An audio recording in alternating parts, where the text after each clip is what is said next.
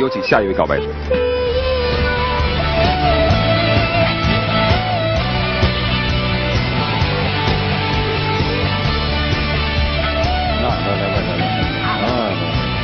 来，给他点掌声。啊。主持人好。你先介绍一下自己吧。大家好，我叫白玲玲，来自内蒙古，今年28岁了。啊，你拿的 DV 是干嘛？这个 DV 并不止今天我在舞台上拿着，在我平常生活中啊，我也是拿着它。我们见过街拍的，但没有像过你这样一天到晚拿这个拍。因为，我是一个即将完全失忆的人，所以我要用这个小 DV 录下我生活中美好的一切，以及最爱我的弟弟。为什么会失忆呢？我小的时候因为一次意外摔成了双侧胯骨脱臼，所以做了4次大手术，然后这个我先帮你拿着好吧，我帮你拍着啊，再拍着啊。谢谢主持人。哎，你要不要坐一会儿？站得住吗？来，拿个凳子来坐一会儿。我要面临一次大手术，这个手术危险性很大，医生说有可能完全失忆，或者是说我上了手术台再也下不来了。要是真的有那么一天的话，我希望在我临走之前吧，一定要让弟弟回到他的父母身边，不能让他一个人孤单的在这里。那你呢？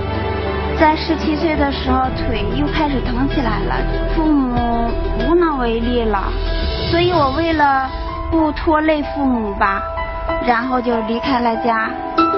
那你离家出走，你父母怎么放心呢？肯定要找你啊。可以说我们再也没有联系过。08年的时候，我弟弟放弃了学业，放弃了结婚，拿父母给他的结婚用的钱，然后来给我治病。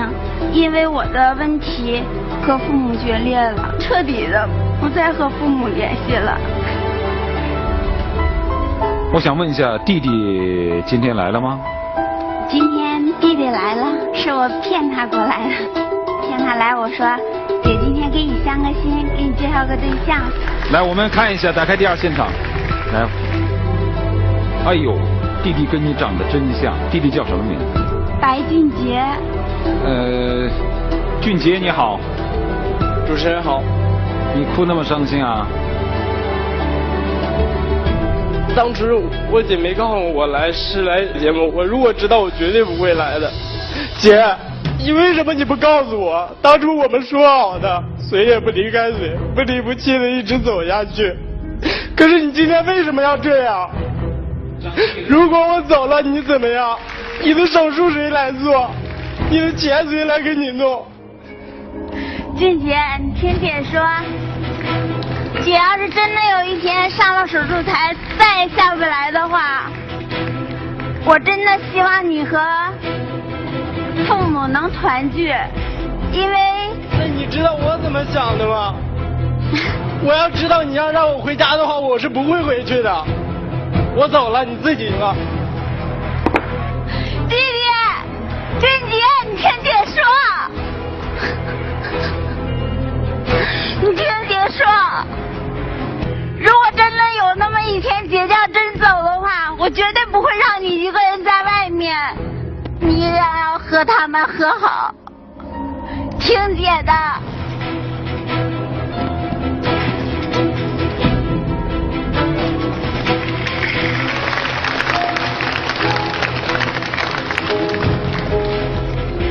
好吧，让你弟弟先在第2现场先平复一下心情，好不好？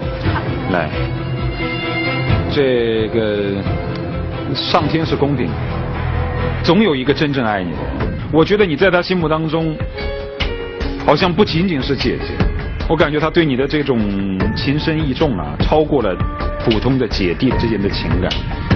他是弟弟，我是姐姐，他要为我付出一切，放弃一切。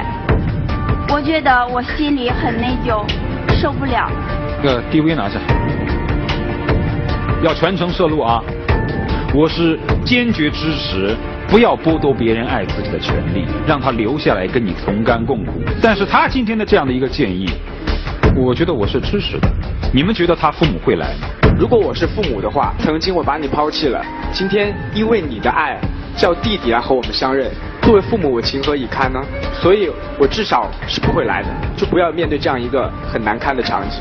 我觉得他没有立场来，既然是无情在前面，今天更没有必要表现什么有情不有情的，父女之情、母女之情就不需要，那些都是多余的。生活是现实残酷的。既然曾经无情，就不要挽回，是吧？对，不用。我觉得他的父母一定会来，因为从他的父母所做的所有的事情都能够看得出来他的父母的自私，他会来争取弟弟。我真的希望他们能来接受弟弟，我可以一个人。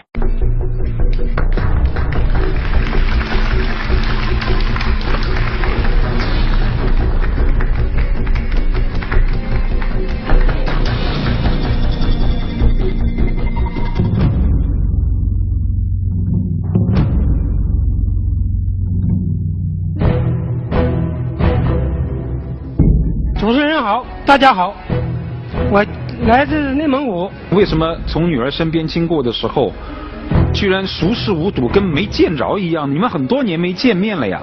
我今天来就是看望儿子。想儿子。你是不打算要这个女儿了是吗？他因为家太穷。但这跟你跟他握个手，把他搀上舞台有什么关系呢？他应该跟我老人打个招呼。人家不当想跟你打招呼吗？你就一个人愣的就走上来了吗？怎么这么冷漠呢？对自己的女儿，你给她治不治病，那是你的经济能力决定的。但问题是你今天在众目睽睽之下，你看见自己的女儿，你跟没看见一样。我说难听一点话，这还有点人味吗？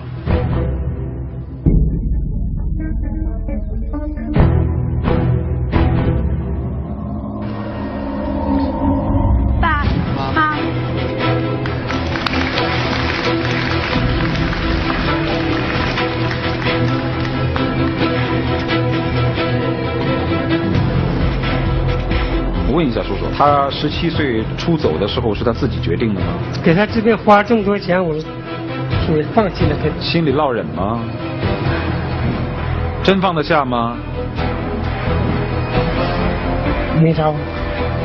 叔叔啊，我说句实在话，本来弟弟你儿子做的这个行为应该是你做的，但是你没有做，你的儿子去做了，其实你应该感谢你的儿子。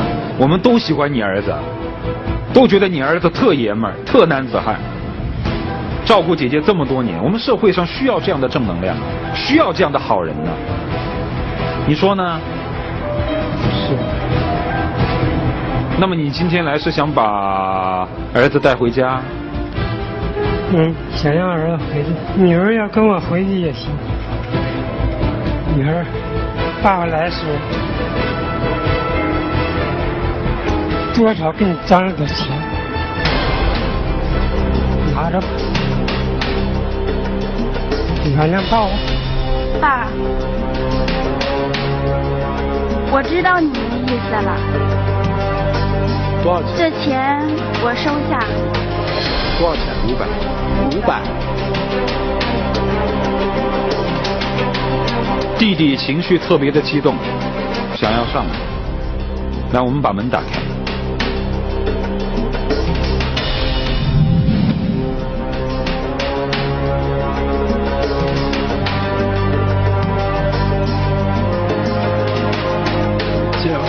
我们扶住，我们走。怎么了？我们不需要这个钱。你听我说。你们来干嘛？是钱能解决的吗？我们要的不是钱，我们要的是不离不弃的那份情。当我姐进手术室的时候，你们在哪？当我签那个手术单的时候，你们又在哪？有谁理解过我们？有谁想过我们那时的感受？6年了。没有钱，难道连个电话都没有吗？你们可以不要我姐，但是我不能。我长大了，当初我小，现在我大了，我有责任去照顾我姐。我情愿用我的命去照顾我姐。是，你跟他们回去吧，一家人还像以前一样。来这样，姐姐就放心了。和他们回去吧。俊杰啊，我们能够理解你刚才的义愤填膺，也能理解那种愤怒，但是在这个舞台上，我们好好的听听别人说什么，好不好？爸爸，我想问一下，这500块钱哪儿来的呀？从来时候借的，存了。我们老两口也都有病。那你们俩经济收入来自于什么呢？就靠种10亩地儿。就种10亩地，一年能有多少收入啊？也就是800、900块钱吧。一年？都是山地。一年800、900块钱，都是10亩地，就种这些粮食，一年的收入才800、900块钱。有时候旱了完还浇不上水，就一把盖子。对于内蒙古的地貌我还是比较清楚的，因为在那个地区干旱，没有河水，没有水的话，这个地就欠收，而且种的基本上都是低值的作物，比如说玉米啦、小麦啦这样的作物，所以1亩是刨去化肥、刨去一些他们的用度以外，能收800、900块钱已经不错了。1亩地大概就是100多块钱的收入。我可以这样说，一开始在叔叔没上来之前，我们对他有误会，觉得他对女儿是一种放弃，也没有去找他。但事实上，叔叔上来之后说自己一年才800、900块钱的收入，到处借债，给治了4次手术。我当老人的，该尽力也尽力了。其实我觉得女儿现在需要的不仅仅是钱，是需要家庭的温暖。白玲玲双侧股骨头坏死的12年间，父母为她四处求医，然而高昂的手术费让这个收入拮据的家庭力不从心。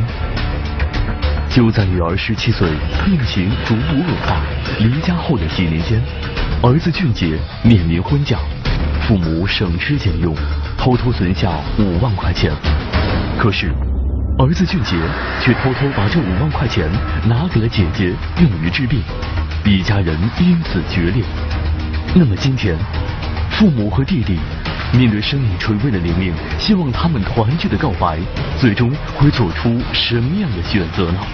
也许有的时候我们情绪上来了之后，把那种误会、那种偏见越来越深，所以我们给对方一个好好说话的机会，听听他们是怎么说的，好不好？接下来是姐姐的告白时间，听姐姐想对自己的弟弟、爸爸妈妈说什么。来，接下来是姐姐的告白时间。熊二，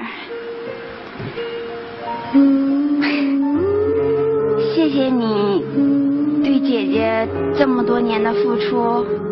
每当我走在手术台上，然后有可能再也下不来的时候，我都在想，如果真的有那么一天，我真的下不来了，你自己一个人在外面，姐姐是不放心的。你这么多年为姐姐付出实在太多了，我这个做姐姐的实在是对不起。你听姐姐的，一定要跟他们回去，这有可能是姐姐唯一为你做的一件事了。姐，什么我都能听你的，但是这次不能。姐，真的，当前2次你手术我在你身边的时候，我真的很害怕，因为你身体体质不好，他们告诉我有可能进去真的就出不来了。那一刻，真的内心有很多话想对你说，可是我希望你能快快乐乐的进去，能快快乐乐的出来。当上一次我一个人将你送进手术室，直到你出来的那一刻，真的我的内心经历了太多。在那短暂的5个多小时里，是我人生中永远都忘不了的。我真的很害怕，我害怕有一天我真正的失去了，我只有你这么一个姐姐。我怕有一天，我真的会后悔一辈子。今天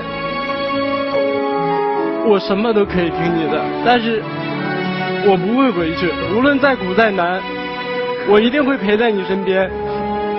没钱了我们可以挣，我们只要快快乐乐的，我一定会让你把手术做完，一定会让你像正常的人一样走在大街上。熊儿，谢谢你为姐姐做的一切。姐姐知道，要不是因为我，你不可能和父母变成现在这一步，不可能变成这么僵。要不是因为我，你放弃了学业，放弃了自己结婚。如果我真的有机会手术的话，就算我完全失忆了，至少你们是一家人，你们在一起，姐姐就安心了。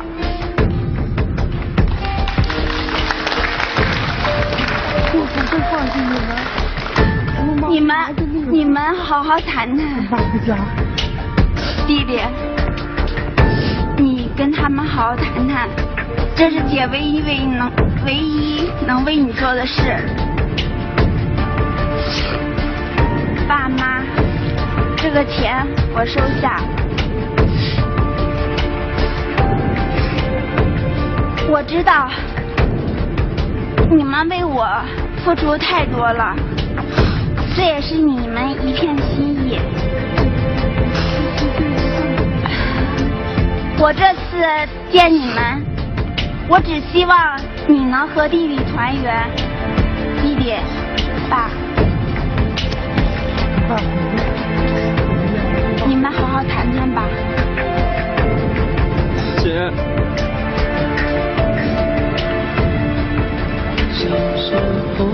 一定要好好谈谈，这是姐在失忆之前在这舞台上能唯一为你做的一件事。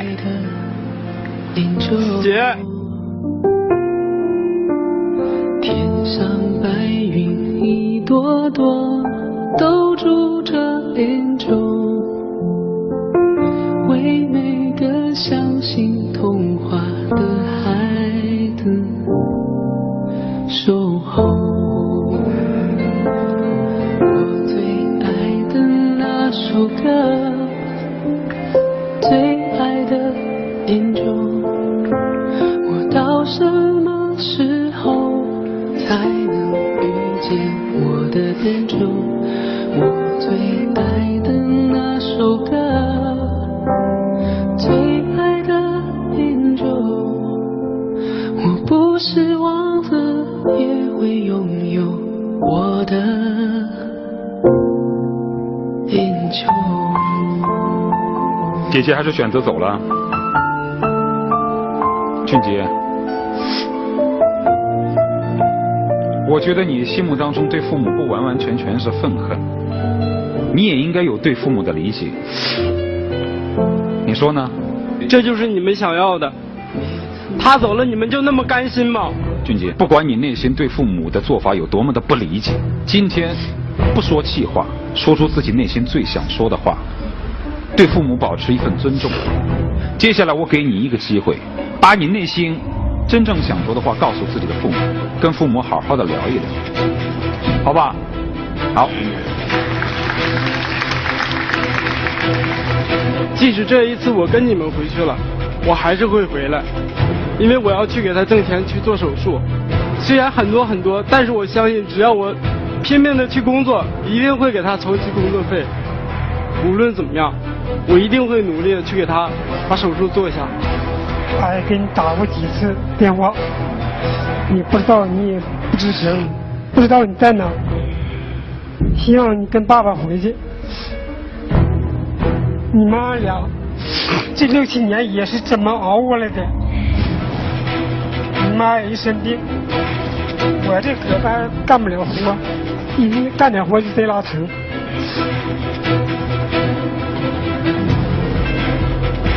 这时候你妈俩也岁数大了，应该跟爸爸回去。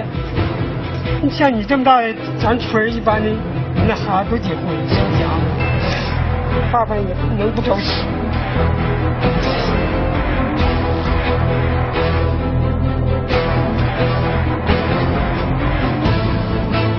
我觉得你们的根深蒂固，在你们的脑子当中，一直有一个养儿防老的想法，所以你们才这么的看重一个健康的儿子，传种接代。他的父母是已经没有东西给了，你看他父母本身都已经就是这种生活状态，他不是在家里面吃香的喝辣的，我有钱不给你治，我不管你。而且我们在看的过程当中，觉得父亲并没有我们想象的那么冷漠，他可能没有做到最好，但他其实也已经尽了力了。所以我有一点建议是什么呢？我们通过这个节目播出之后，会有更多的人来捐款捐物帮助你的闺女，希望她能够手术成功。弟弟呢可以留下来照顾姐姐，直到她手术。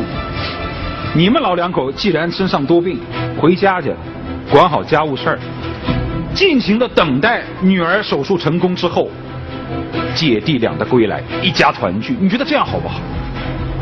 好，你们说呢？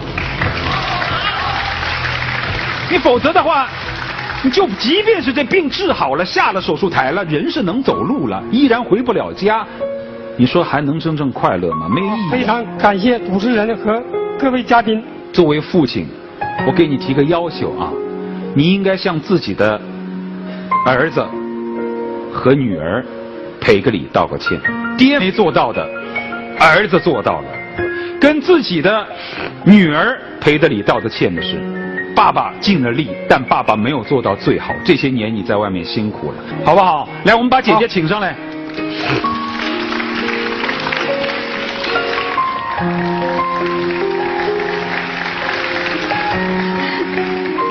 哎，这才像一家人嘛！来，爸爸在旁边说一句不哭，那开始愣是一句话都不愿意说的，不哭。来，爸爸，既然是爸爸，那爸爸先来跟自己的儿子、女儿说说真心话。女儿、儿子，爸爸对不起你俩。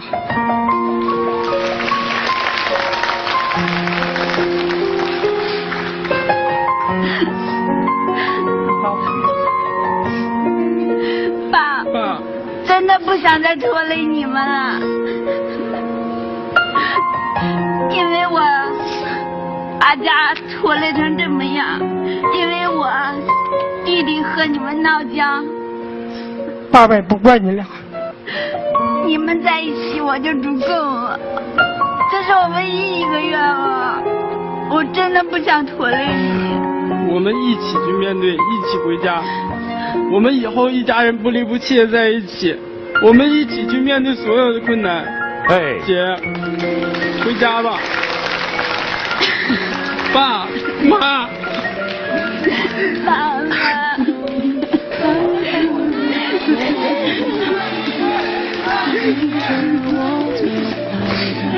妈，我不怪你们，我知道你们已经尽力了。来，姐姐，我刚才说的话你听见了吧？我说你即便是手术治好了，你下了床，一家人不能团聚，那样的人生也是不快乐的。如果我们所有的电视机前的观众朋友们看到刚才你们的这种相聚的一幕，大家共同努力的一幕，你们如果4个人都努力的话，那我相信有更多的人会来帮助你们。最后，因为基于这个姐姐有可能会丧失一部分记忆，建议给她一张全家福，让我们的摄像帮他们拍下来，因为这个照片非常的珍贵。无论你将来你要是失忆，看起来之后可能会陌生，但是你会有莫名的幸福。如果你不会失忆，那么你看着这个照片，你将会想到再也不跟父母赌气了，好吗？来，我叫1、2、3，茄子啊！1、2、3，茄子！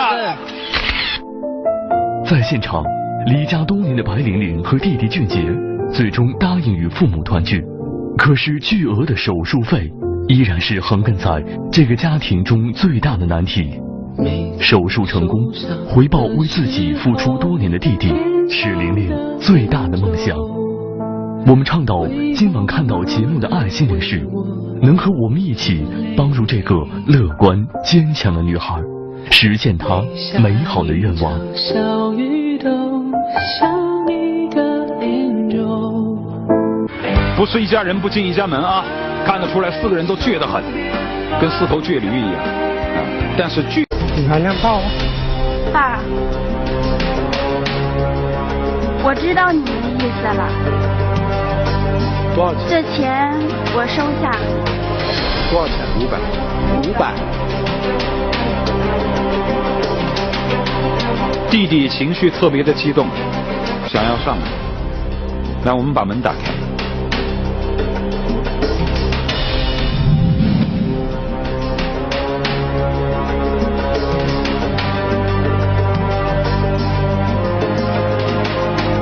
姐，我们扶住，我们走。怎么了？我们不需要这个钱。你听我说。你们来干嘛？是钱能解决的吗？我们要的不是钱，我们要的是不离不弃的那份情。当我姐进手术室的时候，你们在哪？当我签那个手术单的时候，你们又在哪？有谁理解过我们？有谁想过我们那时的感受？6年了，没有钱难道连个电话都没有吗？你们可以不要我姐，但是我不能。我长大了，当初我小，现在我大了，我有责任去照顾我姐。我情愿用我的命去照顾我姐。姐，你跟他们回去吧，一家人还像以前一样。来，这样，姐姐就放心了。和他们回去吧。俊杰啊，我们能够理解你刚才的义愤填膺，也能理解那种愤怒。但是在这个舞台上，我们好好的听听别人说什么，好不好？爸爸，我想问一下，这500块钱哪儿来的呀？从来的时候借的，怎么了？我们老两口也都有病。那你们俩经济收入来自于什么呢？就靠种10亩地儿。就种10亩地，一年能有多少收入啊？也就是800、900块钱吧。一年？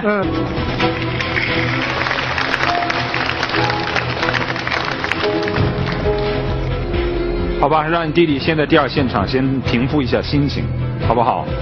来，这个上天是公平的，总有一个真正爱你的人。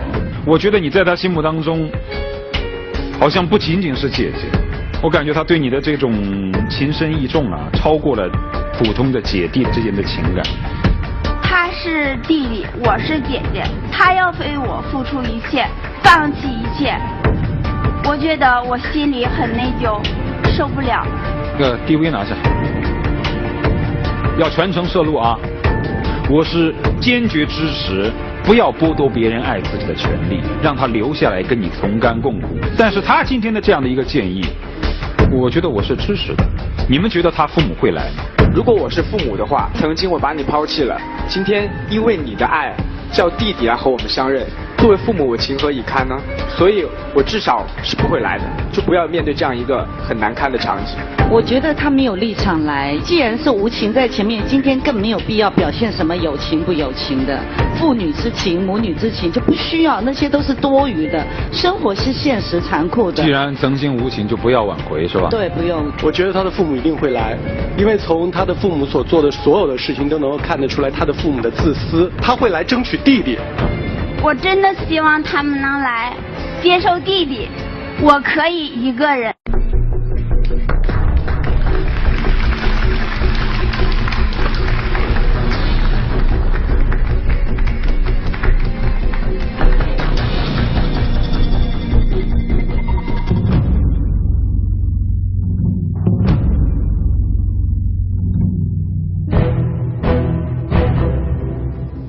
主持人好，大家好，我来自内蒙古。为什么从女儿事情呢？肯定要找你啊。可以说我们再也没有联系过。08年的时候，我弟弟放弃了学业，放弃了结婚，拿父母给他的结婚用的钱，然后来给我治病。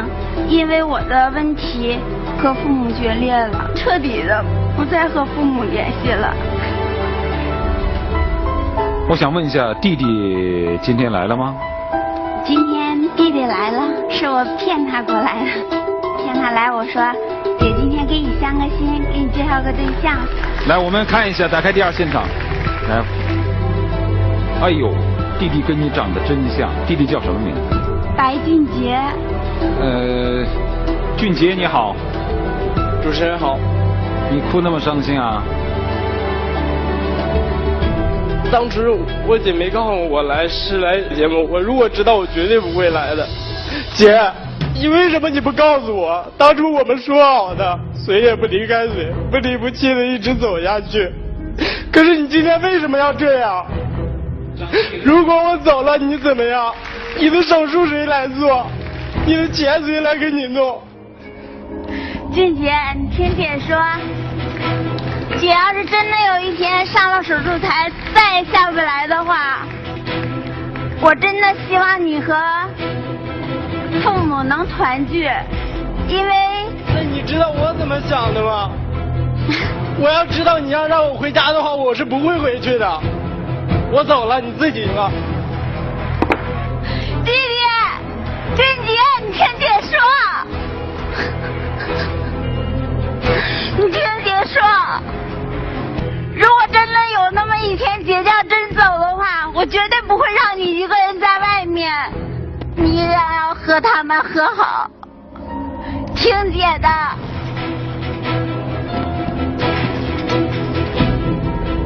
身边经过的时候，居然熟视无睹，跟没见着一样。你们很多年没见面了呀。我今天来就是看望儿子。想儿子？你是不打算要这个女儿了是吗？他因为家太穷。但这跟你跟他握个手，把他搀上舞台有什么关系呢？他应该跟我老人打个招呼。人家不当想跟你打招呼吗？你就一个人愣的就走上来了吗？怎么这么冷漠呢？对自己的女儿？你给他治不治病，那是你的经济能力决定的。但问题是你今天在众目睽睽之下，你看见自己的女儿，你跟没看见一样。我说难听一点话，这还有点人味吗？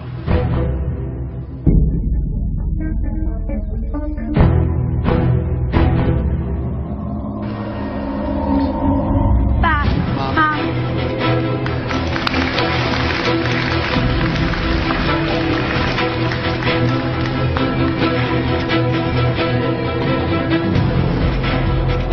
我问一下叔叔，他17岁出走的时候是他自己决定的吗？给他治病花这么多钱，我也放弃了。心里落忍吗？真放得下吗？没招。叔叔啊，我说句实在话，本来弟弟你儿子做的这个行为应该是你做的，但是你没有做，你的儿子去做了，其实你应该感谢你的儿子。我们都喜欢你儿子，都觉得你儿子特爷们儿，特男子汉，照顾姐姐这么多年。我们社会上需要这样的正能量，需要这样的好人呢。你说呢？是。那么你今天来是想把儿子带回家？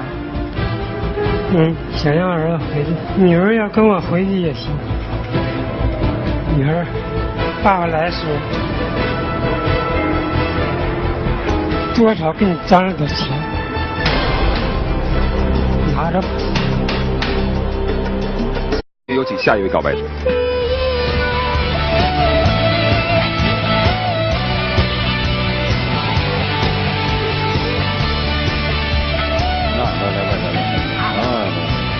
来，给大家掌声。好。主持人好。你先介绍一下自己吧。大家好，我叫白玲玲，来自内蒙古，今年28岁了。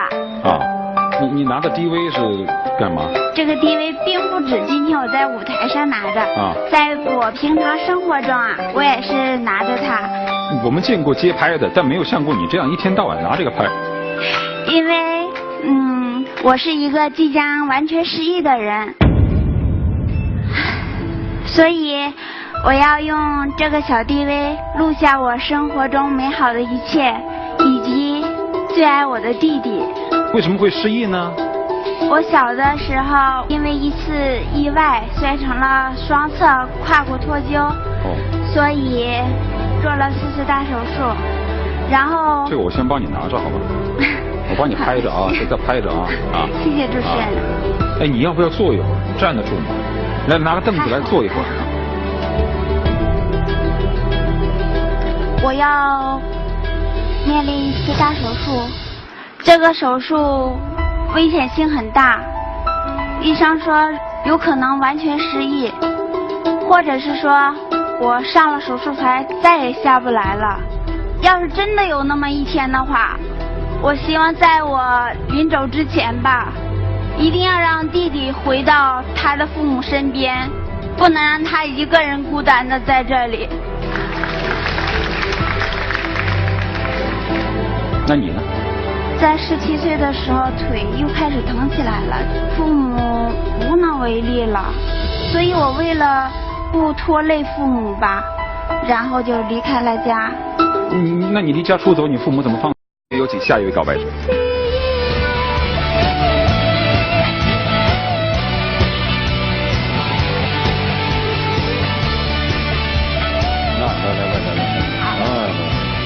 来，给大家掌声。啊，主持人好。你先介绍一下自己吧。大家好，我叫白玲玲，来自内蒙古，今年28岁了。啊，你拿的 DV 是干嘛？这个 DV 并不止今天我在舞台上拿着，在我平常生活中啊，我也是拿着它。我们见过街拍的，但没有像过你这样一天到晚拿这个拍。因为，我是一个即将完全失忆的人。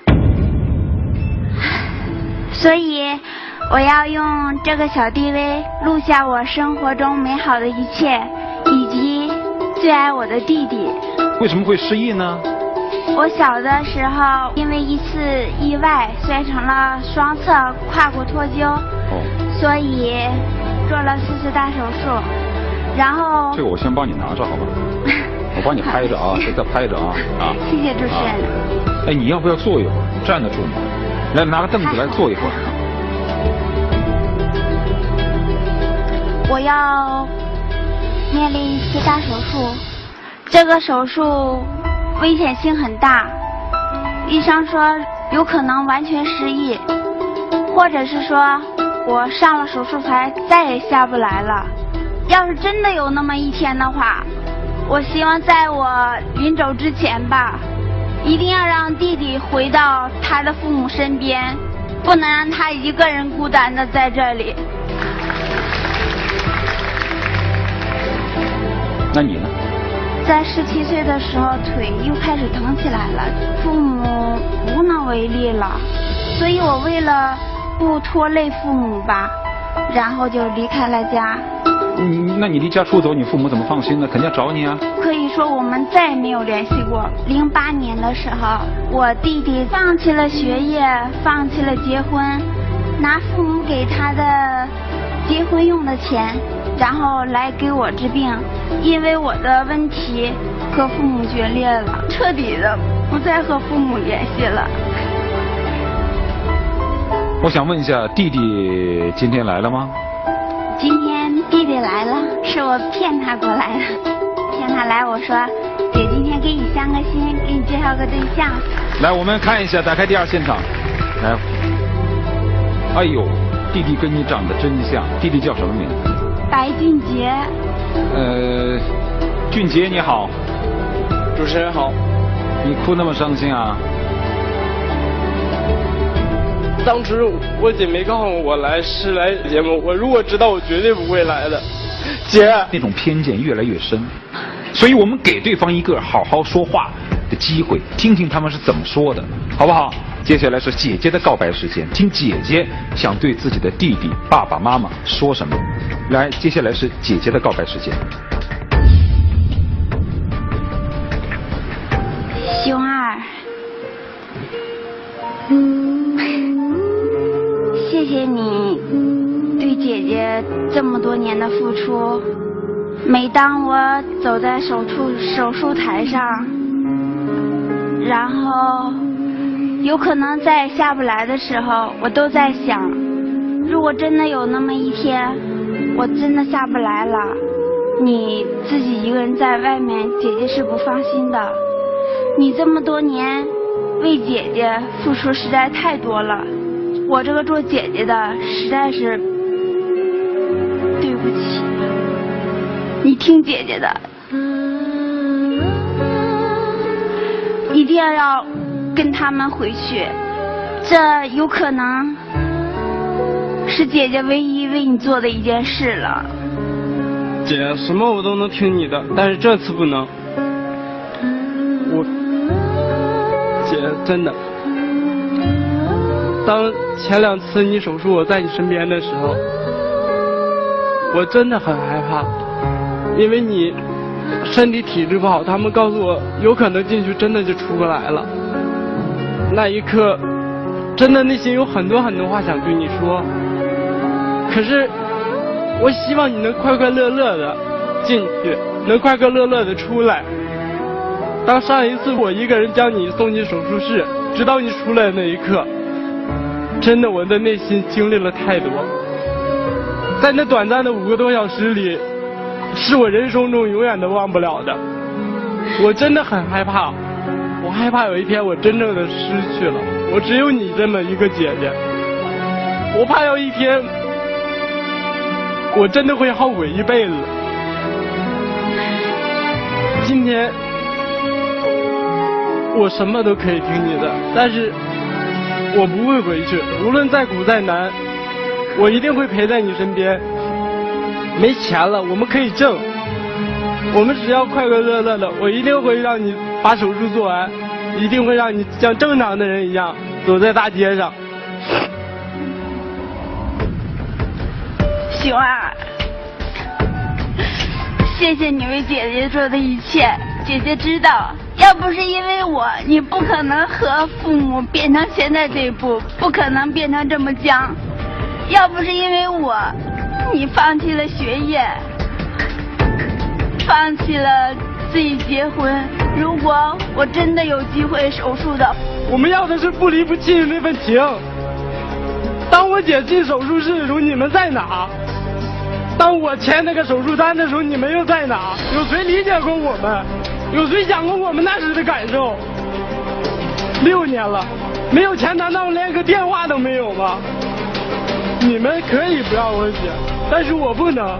我长大了，当初我小，现在我大了，我有责任去照顾我姐。我情愿用我的命去照顾我姐。是，你跟他们回去吧，一家人还像以前一样。来，这样，姐姐就放心了。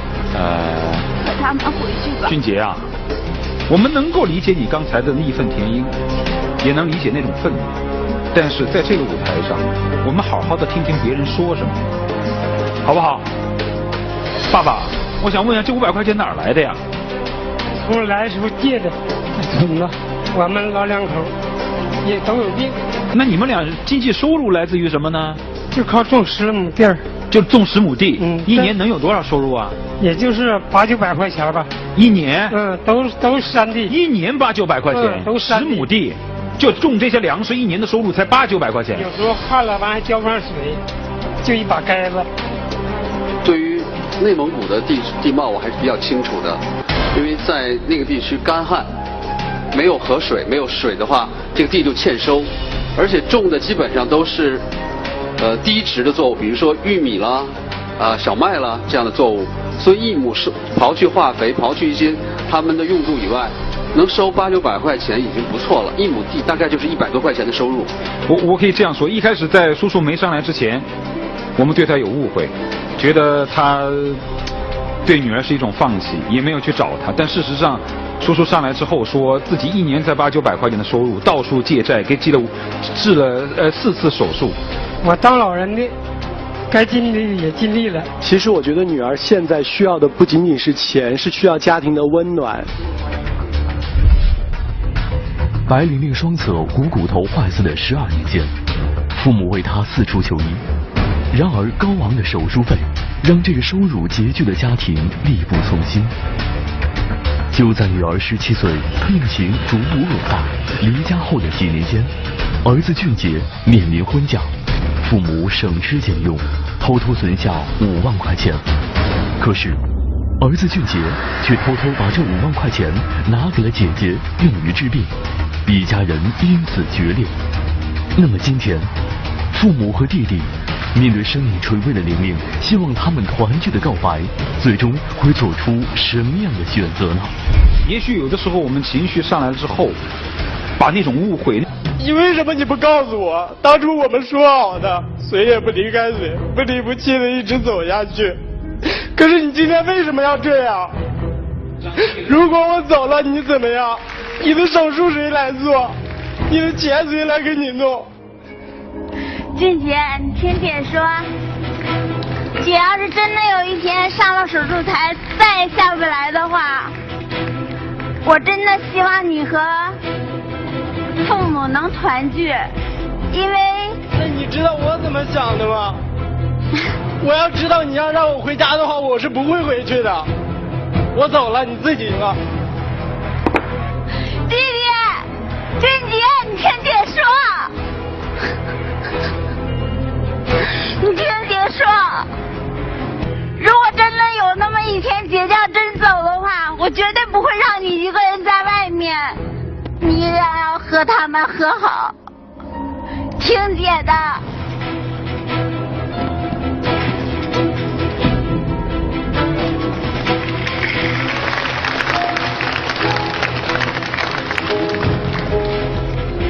好吧，让你弟弟先在第二现场先平复一下心情，好不好？来，这个上天是公平，总有一个真正爱你的人。我觉得你在他心目当中，好像不仅仅是姐姐，我感觉他对你的这种情深意重啊，超过了普通的姐弟之间的情感。他是弟弟，我是姐姐，他要为我付出一切，放弃一切。我觉得我心里很内疚，受不了。DV 拿下，要全程摄录啊！我是坚决支持，不要剥夺别人爱自己的权利，让他留下来跟你同甘共苦。但是他今天的这样的一个建议，我觉得我是支持的。你们觉得他父母会来吗？如果我是父母的话，曾经我把你抛弃了，今天因为你的爱，叫弟弟来和我们相认。作为父母，我情何以堪呢？所以我至少是不会来的，就不要面对这样一个很难堪的场景。我觉得他没有立场来，既然是无情在前面，今天更没有必要表现什么有情不有情的，父女之情、母女之情就不需要，那些都是多余的。生活是现实残酷的。既然曾经无情，就不要挽回，是吧？对，不用。我觉得他的父母一定会来，因为从他的父母所做的所有的事情都能够看得出来他的父母的自私。他会来争取弟弟。我真的希望他们能来接受弟弟，我可以一个人。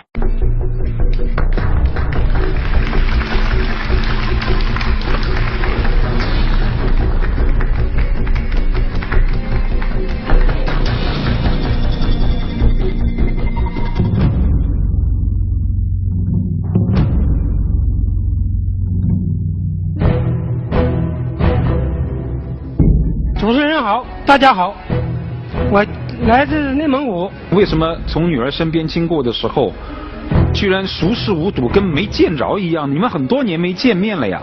我今天来就是看望儿子。想儿子？你是不打算要这个女儿了是吗？他因为家太穷。但这跟你跟他握个手，把他搀上舞台有什么关系呢？他应该跟我老人打个招呼。人家不当想跟你打招呼吗？你就一个人愣的就走上来了吗？怎么这么冷漠呢？对自己的女儿，你给她治不治病，那是你的经济能力决定的。但问题是你今天在众目睽睽之下，你看见自己的女儿，你跟没看见一样。我说难听一点话，这还有点人味吗？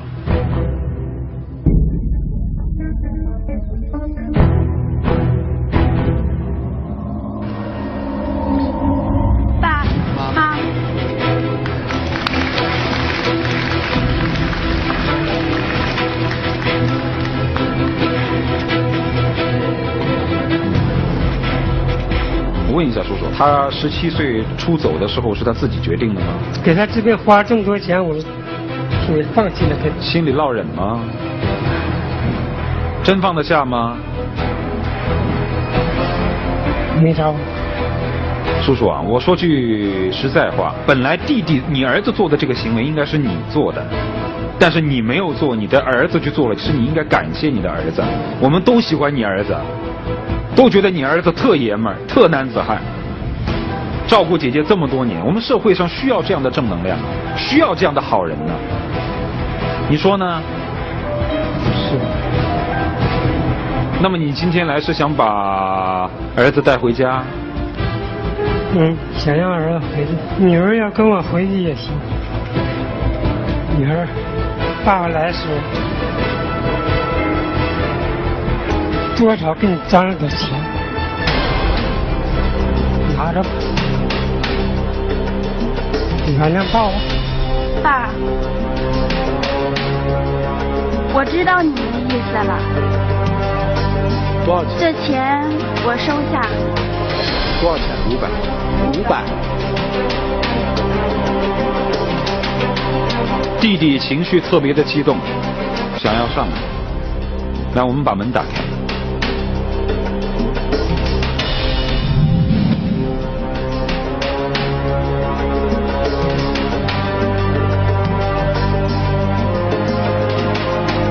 姐，我们扶住，我们走。